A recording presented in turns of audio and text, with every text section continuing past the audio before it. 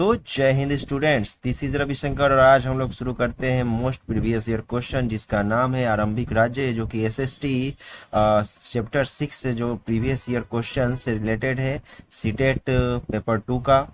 तो मैं रविशंकर आपका पुनः एवं शिक्षा पे स्वागत करता हूं और आज का पहला क्वेश्चन इस चैप्टर का स्टार्ट करते हैं। लिखा है कि मगध राज्य की आरंभिक राजधानी निम्न में से कौन सी थी?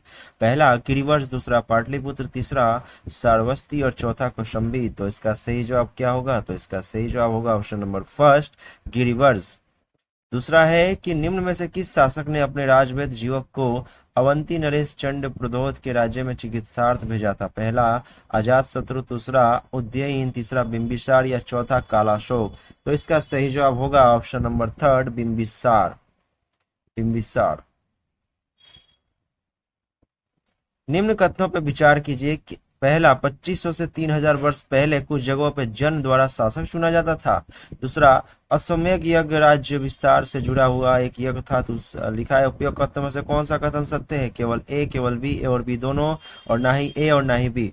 तो इसका सही जवाब क्या होगा? तो इसका सही जवाब होगा ऑप्शन नंबर थर्ड, ए और बी दोनों।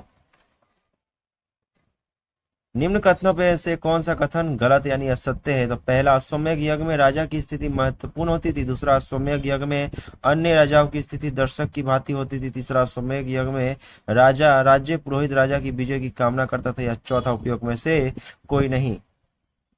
तो इसका सही जवाब क्या होगा? तो इसका सही जवाब होगा जो असत्य कथन है, उपयोग में से कोई नहीं, यानी तीनों स्टेटमेंट क्या है? सही है। क्वेश्चन नेक्स्ट देखते हैं। लिखा है कि जनपद के संदर्भ में निम्न कथनों पर विचार कीजिए। महायज्ञों को करने वाले राजा अब जन के राजा ना होकर जनपदों के राजा माने जाने लगे। दूसरा, जनपद का शाब्दिक अर्थ जन के बसने की जगह होता था। उपयुक्त कथनों में से कौन सा कथन सत्य है? पहला, केवल ए, केवल बी, ए और बी दोनों। तीसरा, चौथा है ना तो ए और ना ही बी। तो इसका सही जवाब क्या होगा? तो इसका सही जवाब होगा ऑप्शन नंबर थर्ड, यानी कि ए और बी दोनों क्या है? स्टेटमेंट बिल्कुल ही सही है। क्वेश्चन नंबर 6 की महाजन पदों के संदर्भ में निम्न कथनों में से कौन सा कथन असत्य है? पहला, 2500 वर्ष पहले कुछ जनपद अधिक महत्वपूर्ण हो गए, इन्हें महाजन पद कहा जाने लगा। दूसरा, राजा अब सेना रखने लगे थे। तीसरा, सिपाहियों को नियमित वेतन देकर पूरे वर्ष रखा जाता था। या चौथा, उपयोग में से कोई नहीं। तो इसका सही जवाब होगा ऑप्शन नंबर फोर्थ, उपयोग में से कोई नहीं। इसमें क्या है? असत्य कथन, यानी तीनों स्टेटमेंट ट्रू है।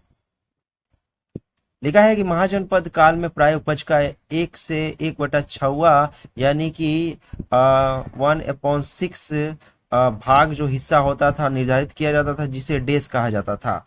तो इसका सही जवाब होगा ऑप्शन नंबर 2, भाग कहा जाता था, ना कि उपहार।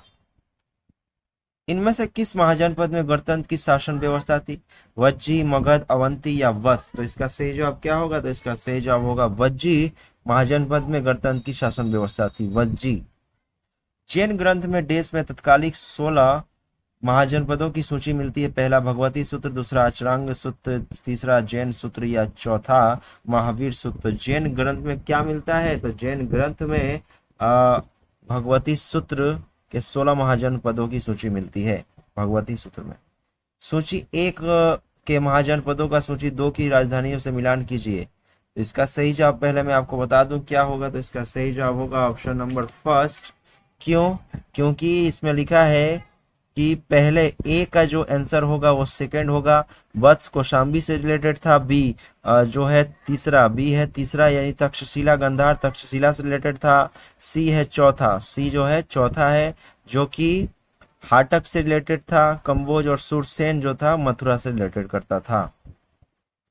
कंधार एवं कंबोज के क्षत्रियों को देश कहा जाता था। तक्षशिला क्षत्रिय, उच्च वर्ग क्षत्रिय, वार्ता शस्त्रोपजीवन क्षत्रिय या शस्त्रोपजीवन क्षत्रिय। तो इसका सही जवाब क्या होगा? तो इसका सही जवाब होगा ऑप्शन नंबर थर्ड, वार्ता शस्त्रोपद जीवन गंधार एवं कंबोज के क्षत्रियों को कहा जाता था। निम्न कथनों पर विचार कीजिए। महात्मा बुद्ध के जन्म के पूर्व 16 महाजनपदों का उद्भव हो चुका था। दूसरा, बौद्ध ग्रंथ अगंतुरक निकाय में तत्कालीन महाजनपदों की सूची मिलती है। उपयोग कथनों में से कौन सा कथन सत्य है? सत्य है। केवल ए, केवल बी, ए और बी दोनों, या ना तो ए और ना ही बी। तो इसका सही जवाब होगा ऑप्शन नंबर थर्ड, ए और बी दोनों स्टेटमेंट क्या है? सत्य है। 6ठी शताब्दी ईसा पूर्व के 16 महाजनपदों के संदर्भ में निम्न में से कौन सा कथन असत्य है? पहला, 16 महाजनपदों के वज्जी और मल्ल गणतंत्र थे। शेष सभी राजतंत्रात्मक राज्य थे। दूसरा, 16 महाजनपदों में मगध सर्वाधिक शक्तिशाली है।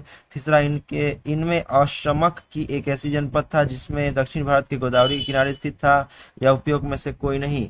तो इसका सही जवाब क्या होगा? तो इसका सही जवाब होगा ऑप्शन नंबर 4, उपयोग में से कोई नहीं। यानी तीनों स्टेटमेंट क्या है? सही है। महाजनपद काल में कृषि के संदर्भ में निम्न कथनों पर विचार कीजिए। इस काल में हल के फाल अब लोहे में बनने लगे।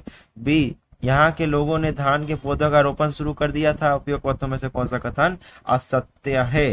तो इसका सही जवाब होगा ऑप्शन नंबर 3। ए और बी दोनों स्टेटमेंट क्या है? ये दोनों स्टेटमेंट असत्य हैं।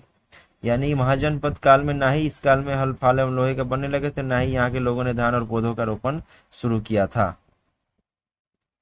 मगध के संदर्भ में निम्न में से कौन सा कथन असत्य है? मगध के संदर्भ में कौन सा कथन क्या है?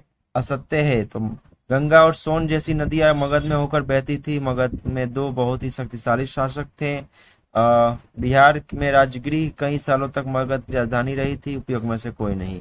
तो इसका सही जवाब होगा ऑप्शन नंबर 4, यानी उपयोग में से कोई नहीं। इसका स्टेटमेंट असत्य है, बाकी तीनों सही है। वज्जी राज्य के संबंध में निम्नलिखित में से कौन सा कथन दिए गए अनुच्छेद के आधार पर गलत है? पहला, वज्जी राज्य की राजधानी राजगृह थी। दूसरा, यहाँ की शासन व्यवस्था गण और संघ कहलाती थी। यहाँ राज्य शक्तिशाली मगध राज्य के नजदीक था। या चौथा, गण या संघ में कई शासक होते थे। तो इसका सही जवाब क्या होगा? तो इसका सही जवाब होगा ऑप्शन नंबर 1। यहाँ वज्जी राज्य की राजधानी राजगृह थी। निम्न कथनों पर विचार कीजिए। वज्जी राज्य के सभी राजा विभिन्न अनुष्ठानों को एक साथ संपन्न करते थे। दूसरा, वज्जी राज्य में स्त्रियां, दास तथा कुंभकार इन सभाओं में हिस्सा नहीं ले सकते थे। उपयुक्त कथनों में से कौन सा कथन अनुच्छेद के आधार पर गलत है? तो इसका सही जवाब होगा ऑप्शन नंबर 4, यानी दोनों स्टेटमेंट सही है और ये उपयोग में से कोई नहीं है।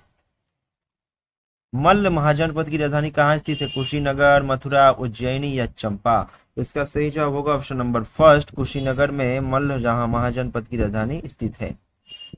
महाजनपद काल में राजा कृषकों से उनकी उपज का कितना हिस्सा कर के रूप में लेते थे? कर मतलब टैक्स के रूप में।